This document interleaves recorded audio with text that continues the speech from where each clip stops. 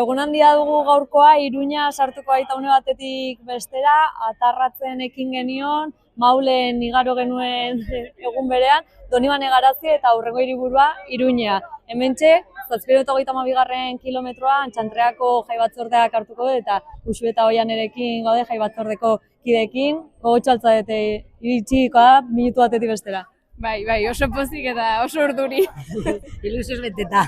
Aurreneko kilometroa gainera, Iruñan zuek hartuko duzu, ze suposatzen duzuen zatorrek.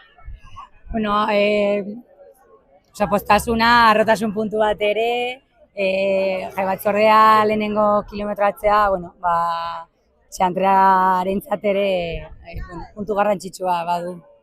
Zer nolako lan egiten duzu, ze aldarri dituzue jai batzordetik? Jai herrikoiak, auzolanean lan egitea, feminismotik, euskaratik, eta bereziki auzoarentzako lan egitea kultura arlotik. Eta hemendik noraino zozteko korrika? Saiatuko gara Txantrea osoa egiten. Eta gero, korrikak abandonatzen gaituen arte, abiadura azkarra hartzen duen momentua da jo, esango diogu. Hala ere, aipatzen zenuten, atarratzen egon zinetela, beste punturen batean batuko zarete korrikara? Seguru, daramagu ostegunetik korrikan, bihar ere badugu beste kilometro bat hartuta. Kuadrillakoa. Jarraituko dugu. Eta gero Iruñera igoko gara ere, giroa ikustera. Jendetza egongo da hor, igandea, eguraldi ona, Iruña. Izten atarraiatik datorrela jende mordoa, Txantrea ere badago jende pilo bat.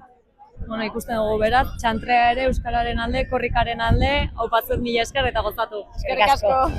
Korrika etenik gabe eskaintzen jarraitzeko, babestu Amaika, herria egiteko.